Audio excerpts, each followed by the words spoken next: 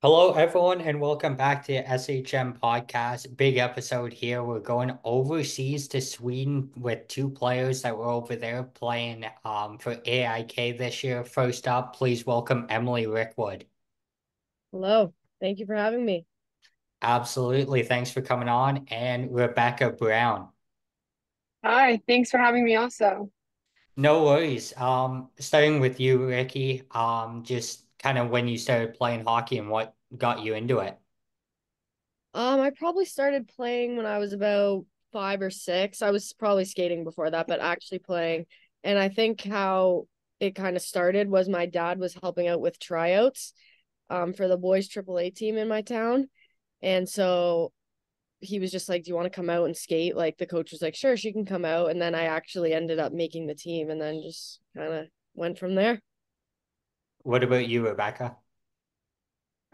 Similar story. I have an older brother, and my dad coached my older brother, and being at the rink with them, just kind of didn't want to be left out. And I started playing when I was 5, and went from there all through hockey. And so, just because family at the rink and being around the rink, so I think it's a pretty typical kind of start to hockey when you're little. So, Now we'll just flip between both of you for all these questions, obviously. But um, did you both play with the boys growing up? And if so, when did you kind of transition into girls hockey? Okay, I'll start, I guess. Uh, I did play with the boys, yes, growing up, and I think I was probably like 11 or 12, and I just switched over when like body checking started, and um it more became like the social aspect because I was starting to have to change in my own dressing room, and like it was at that age where like you're hitting puberty and I started to be seen as like the girl on the team. So it was just like better to switch over because one, body checking, and then two, I wanted more of that team aspect again. and for me, I played boys all the way through my senior year of high school. Um, and kind of the same thing. I also played girls, but it's always more fun to be on a team with people that you can hang out with. And they can't do that with boys hockey, but it's always nice to have the fun team aspect. And so I played boys and girls till the end of high school. And yeah, so high school boys hockey in Colorado is pretty average, I would say. But um, I'm a bigger player. I'm 6 feet tall, so I don't really have the size difference of most guys to girls. So I'm a little smaller. So it's definitely a different animal when you have the hitting and all of that. So, but yeah. Now, starting with Rebecca for this one, because her commitment came first, but you committed to Norwich University. Just talk about how that process kind of came about and how you kind of chose to go there.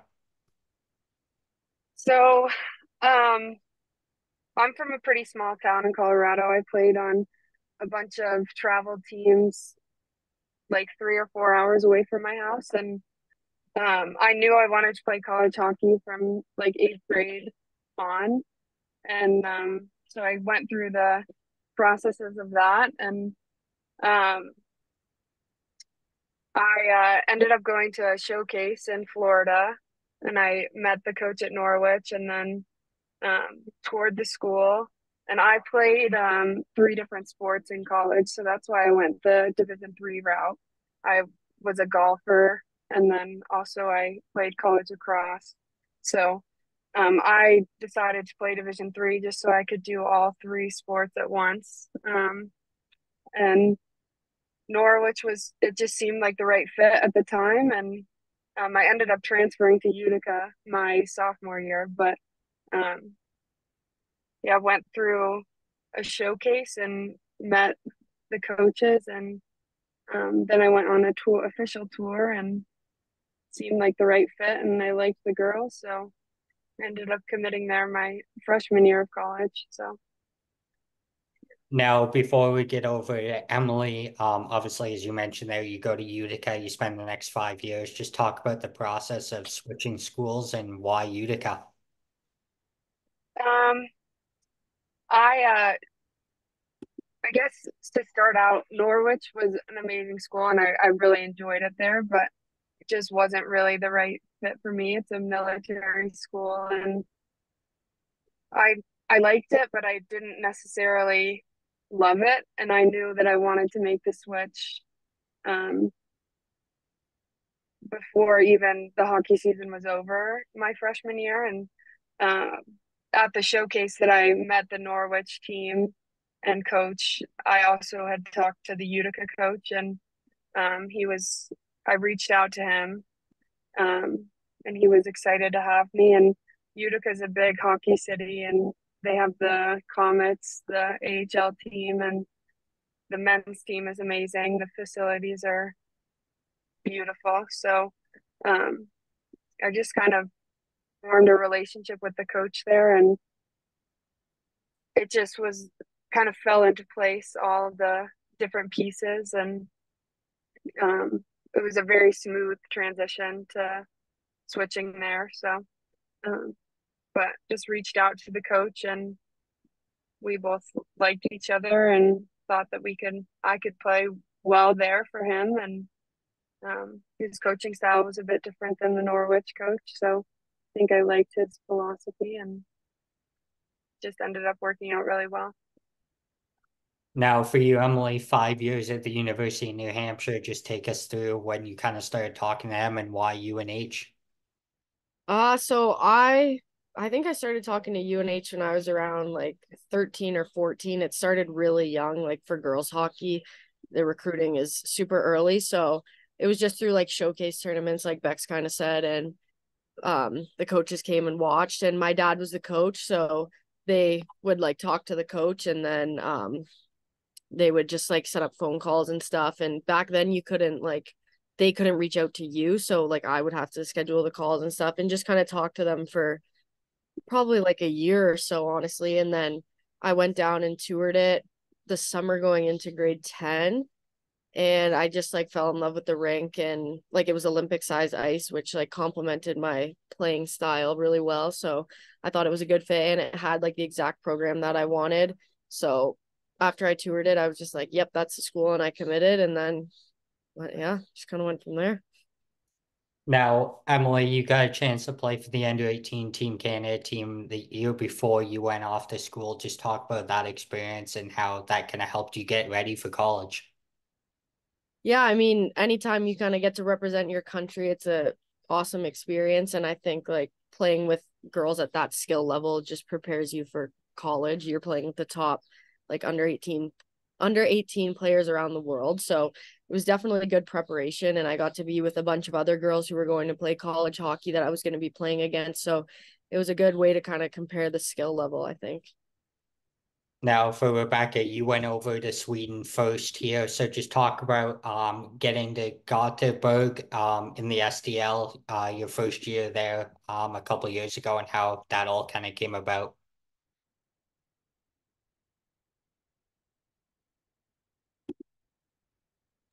I think you're muted. There Yeah. you go. Um, Sorry about that. I had a pretty long college hockey career. 6 years is lengthy for most people. And I knew in college that I didn't want to stop playing. And so I had reached out to some agents and kind of was trying to navigate the uh, avenues to play after college. And ended up just doing it all on my own, probably sent over 100 emails to different clubs and teams and general managers, and um, found Gothenburg. And I didn't really know what I was getting into. And I'm sure Emily feels the same way with her experience this year. It's kind of just like a shot in the dark. You know somewhat what you're getting with your contract, and then you get on a plane and you show up.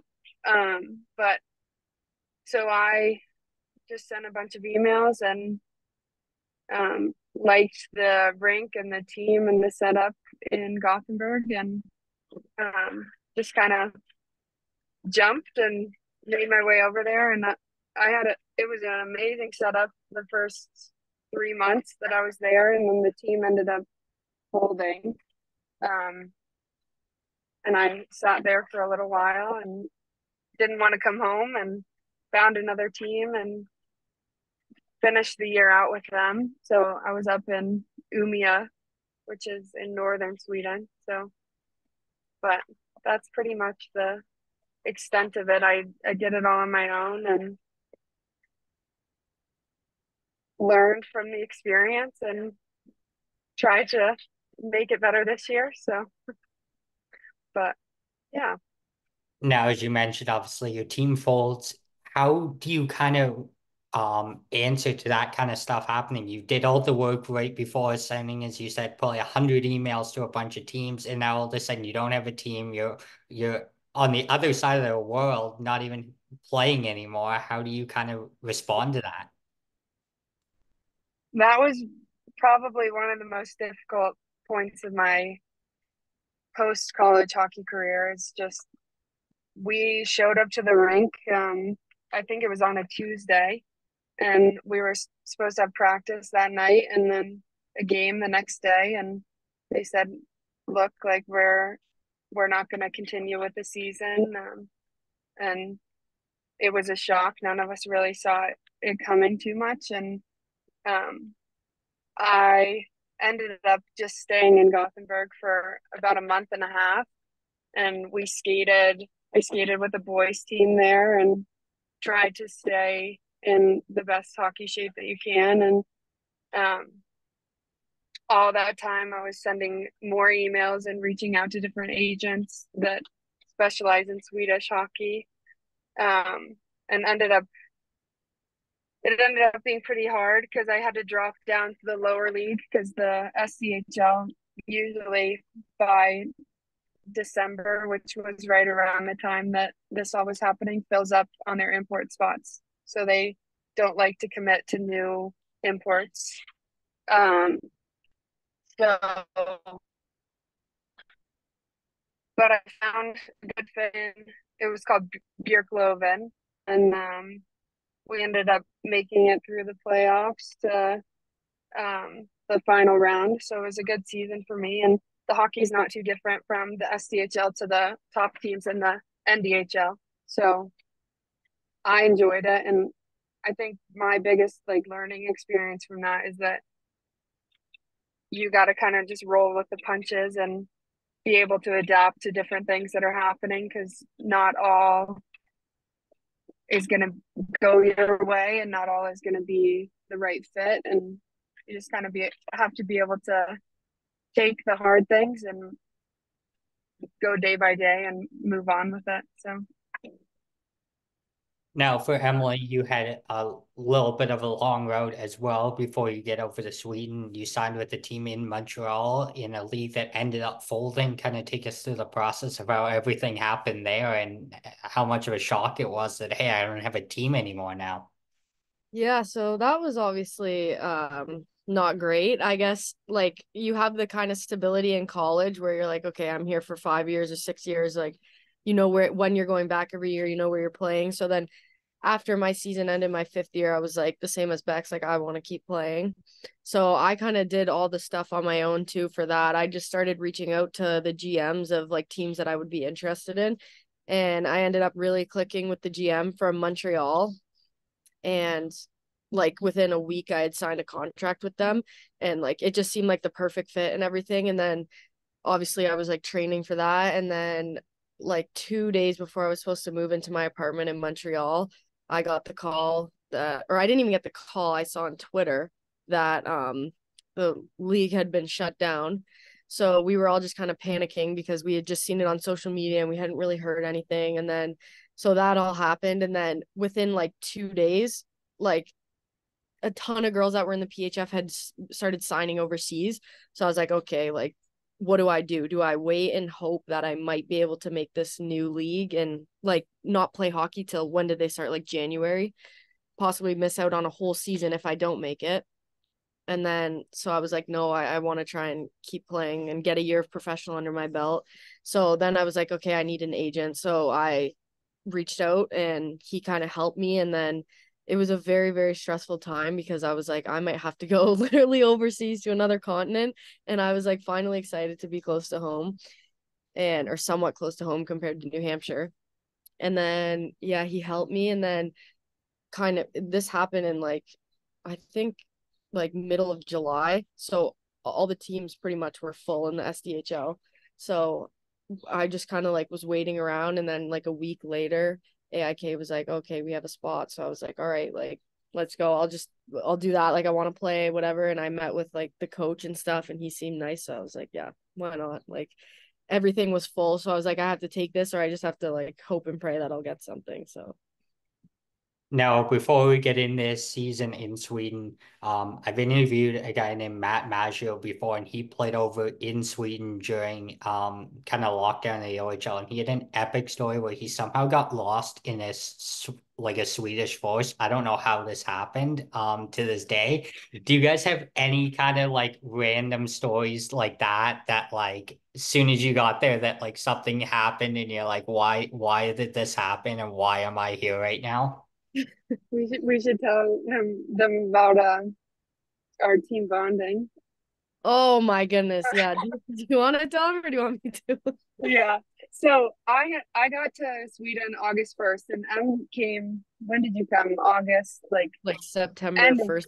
Yeah. yeah, Or end of August. end end of August. I don't know, but so I kind of like met with the team. Had some closer friends, and I was so excited because Evan and I were gonna live together, and you showed up on like a Thursday, I think, Hmm. and then we or a Wednesday, and Yeah. we had a Thursday morning, like we Uh-oh, we're losing you. We're losing you.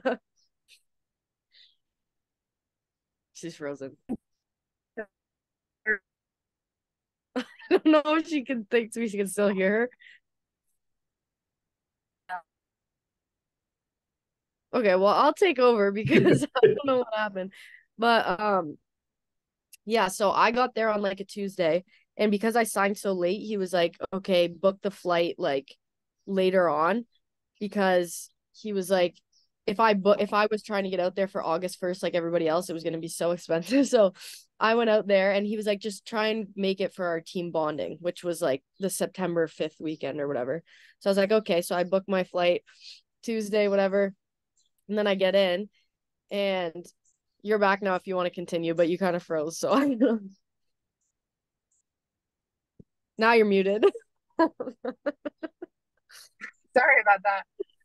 Yeah, I heard you guys, but Oh, okay. my bad. No, that's okay. You can continue from there if you want. I'm not sure how far you got, but we had a 7:30 game, and then the next morning we had another 7 a.m. practice. So either way, you would have been exhausted. Yeah. And so we leave or we go to the practice in the morning, and then right after the practice, we're doing our team bonding hike, and it's like a it was 17-kilometer hike Yeah. to this cabin in the middle of the woods. It was a And barn. I don't even think it was a cabin. It was literally a yeah, barn. yeah. No, like there was somewhat running water, but like anyway, so we hiked this 17 kilometers through like, I don't know, the back Mud. woods, mud, and it was like pouring rain, and Yeah. everyone was like miserable here. And we were just like waiting, we were just walking basically to get to this cabin. And then we get to the um, cabin or barn or whatever it was, and we have to sleep on like the hard wood floor. And all this whole time, Emily's like getting off the plane, run down from like the lack of sleep from the 7 a.m. practice to the 7:30 game, and she's sick. And then you can take over from here because Yeah, you I kind of was severely ill. Like I didn't know. I just thought it was like the jet lag or something. And so I was like, my face, I woke up, my eyes were swollen, my whole face was swollen because we were literally sleeping on hardwood floor. And after we had just walked this hike, everyone was like sick. It was raining, and we had to carry everything on our back. So everything we wanted to sleep with was in our backpack that we were carrying, food, water, everything. And then, yeah, we get to this cabin and we sleep on this hardwood floor. And then we have to get up at like 8 a.m. and do like our team goals. And we're like, no, this is not the best time to do that. I think I even said at the meeting Yeah. that we were having in this cabin, like I am not in the right headspace to even Yeah. think about like what my goals are for the season. Like Yeah. I just walked, my feet are still wet from the Yeah. rain. Like this was not a time to do goals. Yeah. It was just But, brutal. but I think that was like Yeah. That was definitely I, but I I think the number one goal should have been let's get out of this forest and survive this oh first yeah. of all to get to the season after that. It for sure was my goal. I was like, this welcome to Sweden. My third day there, I'm on a 17-kilometer hike. Like awesome. Now, obviously, season starts. You're both after Oh, we were just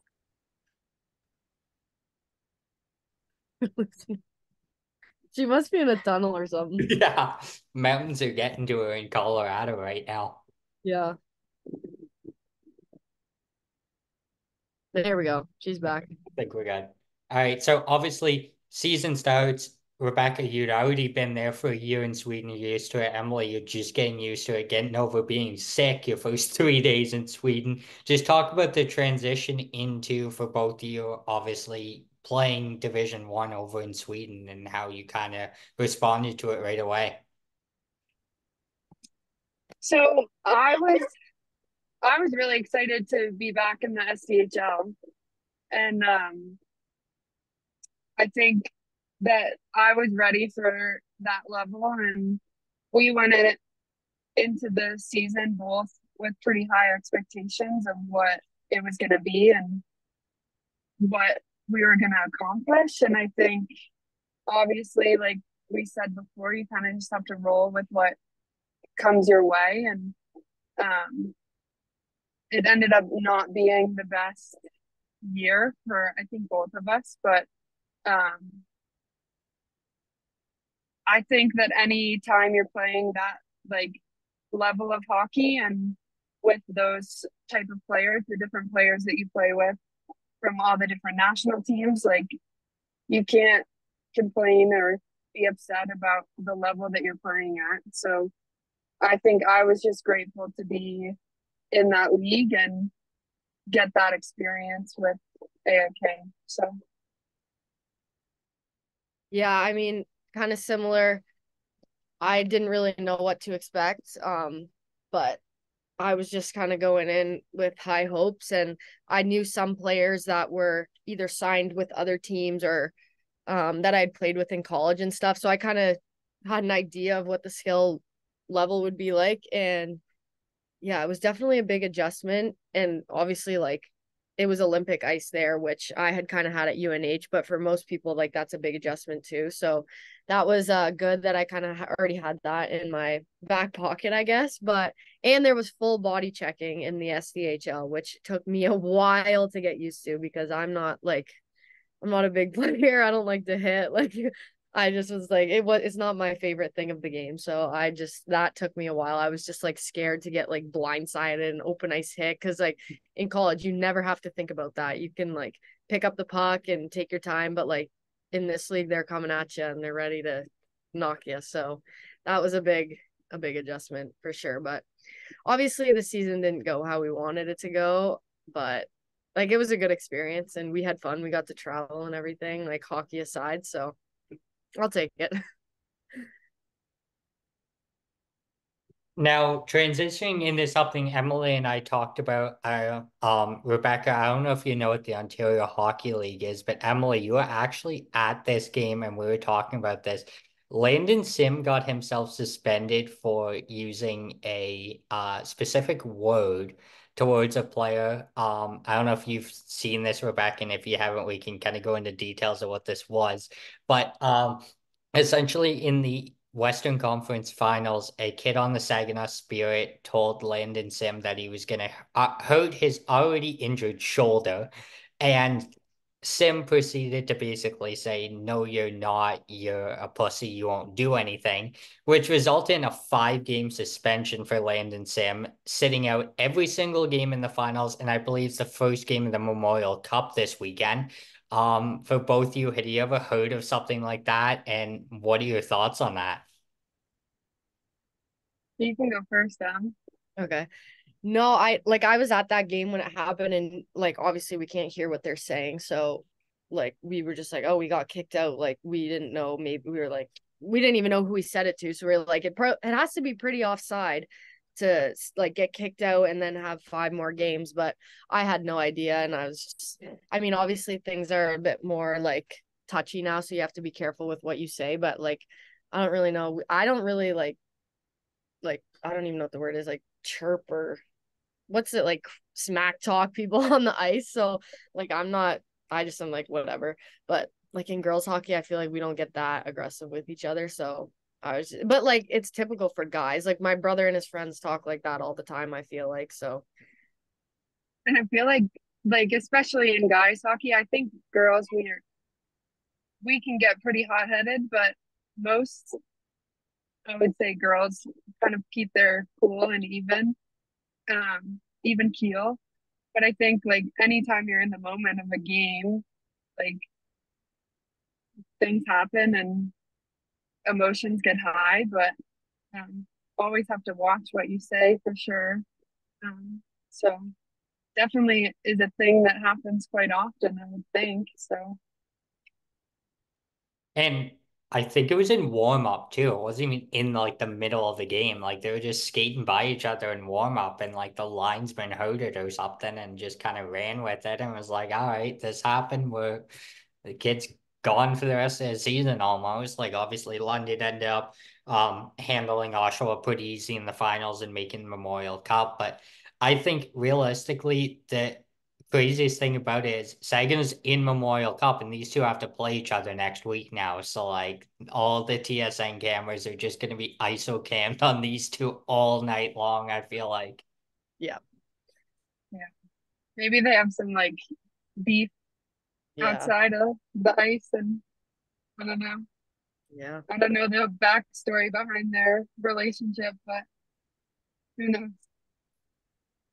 Now, obviously, right in the middle NHL playoffs, who are your guys' teams, and if they're still in, how excited are you to see them go on a deep run? Well, I wanted the Avs to win, but I'm a diehard Avalanche fan, so growing up in Colorado. But I think I want to see Florida and the Oilers in the finals. I think that would be pretty cool. But I don't know. Either one. Both teams haven't won in a while, so I think Florida would be pretty cool. I'd really like Bobrovsky. So but, I I'm a Toronto fan, obviously, because I'm near Toronto, and I used to like Tampa Bay, but my dad loves the Leafs and it's always on the TV, so I've grown to love them as well. But obviously they didn't do too well. So it was an exciting series with Boston, but honestly, I haven't watched much since they got out. Like it'll be on the TV, but I haven't paid much attention. So I would have liked the Leafs to make it a bit further than the first round, but it is what it is now. As Leaf fans, I'm sure you can agree. I thought the season ended May 4th when they got put out. I didn't even know the season was continuing, right? Like the Leafs get put out and it's like, all right, season's over. Who cares Yeah, anymore? Like yeah. That's obviously it's been fun to watch, especially with like Edmonton as the lone Canadian team left. Obviously, two Canadian teams face each other, so one's got to win. But it'd be cool to see McDavid win a cup. But I think Austin Matthews has to bring one to Toronto before McDavid does to Edmonton. So yeah. Now, going back to Sweden a little bit, just talk about the culture change for both of you. Obviously, one is from the States, one's from Canada. What were some of the things that like really shocked you when you got there? Was there like a moment you went to like a grocery store to get something and like you got the wrong thing because you thought it was something else? You can go first, because you made Okay. all your videos on it. Yeah, I made a bunch of TikToks about all the differences and stuff. But I think the main thing, like everybody there pretty much speaks English, so that was really nice. For me, I think the biggest thing was just like public transportation. Like I was terrified, and thank God Becky was there because I literally probably asked her 50,000 questions in the first week. I was like, "How do you do this? Where do you get this? What app?" She like showed me all these apps, all this stuff, like to get data on your phone. Like that's another thing. I was like, I don't have Wi-Fi or data. I can't text, I can't call. So I was like, how is this going to work? So she showed me all the apps because she had already been there. But I think like that was just the biggest thing because you go from like having a car here, like we talked about this, we like pretty much everyone in our family has their own car. And then you go to Sweden and most families only have one car per family, if that. So you just have to learn like, and like we had like a 10 to 15-minute walk just to like the nearest bus stop to get to the rink every day. So like I'm not a walker. So that was like a big change for me, especially in the winter or for 7 a.m. practice. We're up at like 5:45 walking to the bus stop. Like so it was a big change, but I think for me, that's the same thing. Like I had never taken public transportation before in at home in the US. Like it's not a thing. Um, but I guess it's you just gotta have to chalk it up to life experience. And like Em and I traveled to like 5 different countries when we were had some breaks, and um it's just like we can go anywhere now and be able to figure out how to get places and Mhm. not have to really worry about, oh my gosh, I don't know what to do. Like now we know it'll be okay and we can figure it out. So Yeah, even my parents were like I wouldn't even take the city bus in my own town. Like because I'm just like I'm scared. I don't know where it's going. I don't know when to get off. I don't know which one to get on. And then like when we went to Paris, Becky had food poisoning, and we both did, but she was down bad. But like I just went out and I was like walking around Paris by myself because I was just like confident that I could like okay, worst case scenario, I can like get on this bus and whatever. And I have my data now in all these countries and I can just look it up on the maps. Even my parents were like, that is insane. Like I wouldn't even walk places by myself here because I'm just so like scared. And now I was like roaming around Paris by myself because I was just like, now I know. Like I took like a bunch of metros, did all these transfers, and I was like, who am I? I feel like it is safe to say Brantford, Ontario is probably not the best place to take a bus Yeah. around town Yeah. because it could be sketchy at times. Yeah. Definitely. So good on you for not doing that. Yeah. Obviously, the US and Canada around Christmas time, it's a pretty big deal to have the World Juniors. Obviously, maybe a little bit more in Canada because we're a powerhouse almost every year in that tournament. But just talk about if you guys went to Sweden this year to be able to experience that, and if so, how cool was it to have it in the country that you were living in? we didn't go, but we wanted to. It was in Gothenburg, so kind of where I spent most of my time the year before. But I think like all of Sweden was just so excited about it, and I think like you could feel that in just in the culture there. They were so excited to have the World Juniors on their homeland, and um, obviously, it's just an exciting time, I think, and we should have we should have made the trip, but we didn't end up getting over there. But Yeah, um, it was pretty far for us in Stockholm. But we did get to see the global series. So that was cool. That was another big thing. But like, yeah, the Swedes are diehard hockey fans. So like even like at the AIK men's games or the NHL games, like they're singing the whole time. They got posters, they got like the big rivalries. Like it was so cool. So they just like loved having the NHL teams there to watch and everything. Now, obviously, Becky, USA wins World Juniors this year. Obviously, you guys can't go, but how excited were you to see that happen? I mean, obviously, you always have to root for your home country. So I was pretty excited and um, definitely a good thing to beat Canada.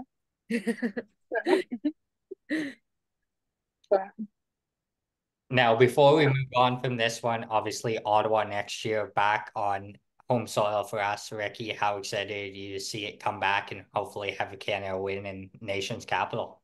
Yeah, no, that'll be awesome. I'm sure my dad will be making a trip up there for sure. good Now, luck. Yeah, I know. Now, before we wrap up here, just talk about the overall experience in Sweden. If you could go back and choose again, would you go to Sweden or would you try and go somewhere else? Well, um, like I don't know. That's a good question because like the hockey, like the SDHL is supposed to be like the top league in Europe for women's hockey. So in the hockey aspect, I mean, yes, like you get to play a high level of hockey. Um, However, it is very dark and cold and long winters there, so that part was very challenging. And I think Becky might know more than me, but like I think Sweden might be the only place that you play that you like can't go home for Christmas and stuff. Like it's a long season. Like I know in Switzerland they had like a 3 week break at Christmas, and I'm assuming because Switzerland's supposed to be maybe like the next best league. Um, and so like they have a break and everything. So it's hard. Like Becky's there. I came late, but she's there August 1st to like end of March. So it's a long season and it's hard. So if you can kind of like mentally do that, then like obviously it's great to be there and playing the best league over there. But that part is for sure challenging. It was even challenging for me and I came late. I went home when I was injured and I was still like, oh, these winters are like taxing. Yeah, I mean, I loved the experience and but obviously like there are places that I would have rather have played. Um, but like Emily said, it's just like a you have to kind of know what you're getting into and the 8, 9 months that you're there, like you're there for hockey. And I was so lucky this year to have Emily and have someone that was there for me off of the ice and was we were able to form like a really great friendship. So I'm grateful for that. And I don't think I would change a thing about how this year worked. And I think that any player that's playing after college, like you're kind of signing up to maybe have some low lows, but also the highs are amazing. And you can't you can't really not want to play wherever you get the opportunity to play because you're playing the greatest game on earth. And um, I don't know, I enjoyed this year and Yeah. we made a really good friend out of it. So I think we just kind of got each other through the year. Like if I was by myself, I don't know if I would have made it, but like we got to travel. Like if you would ask me last year if I thought I'd go to like however many countries we went to, like I would have been like, no, never. And like then we got to go see all these places and like it was nice to just like obviously she said you're there for hockey, but like it was nice to have something outside of the rink when things weren't going great. We could just be like, all right, like let's watch a movie or let's like go here, let's go to Stockholm and shop. Like so that definitely like balanced out the not so great parts, I would say. Now, one more before we wrap up here, and can't go without mentioning this, but Emily's kind of a sensation on TikTok. So just talk about that. And Becky, when she first came in and was like, "Yeah, I'm this big superstar on TikTok," like, what was your first like reaction to that? We talk about this all the time, but Becky was my right hand man there. So we I had so much fun making the videos with them this year. And we would go to the rink like 3 hours early, 4 hours early, and just make videos. Um, so it's definitely like a cool experience. And I didn't I didn't know before she came in September, and I think like obviously I'd seen her videos before, and I was just excited to meet her. And I, we were so lucky because we got to live together, and Hmm. Um, but it Oh no. Oh no, we're losing her. Back in the mountains again.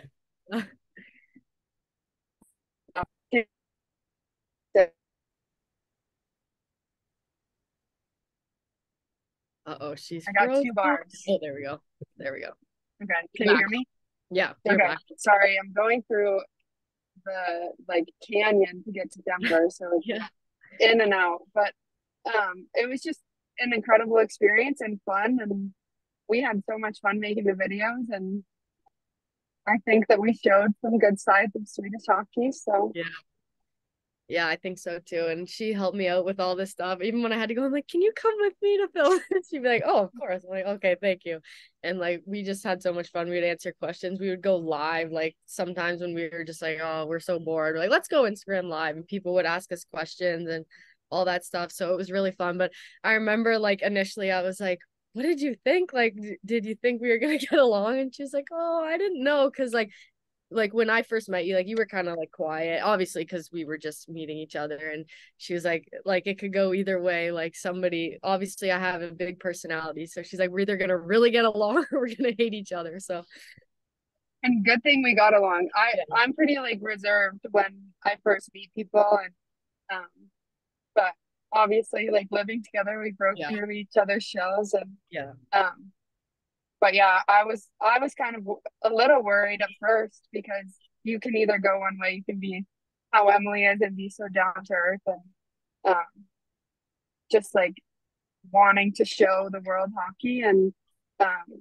or you can be kind of, you know, stuck up and like stuck up and that kind of way. But we just clicked, and yeah, I don't know, we had a lot of fun this year yeah, together. made it a lot better for sure.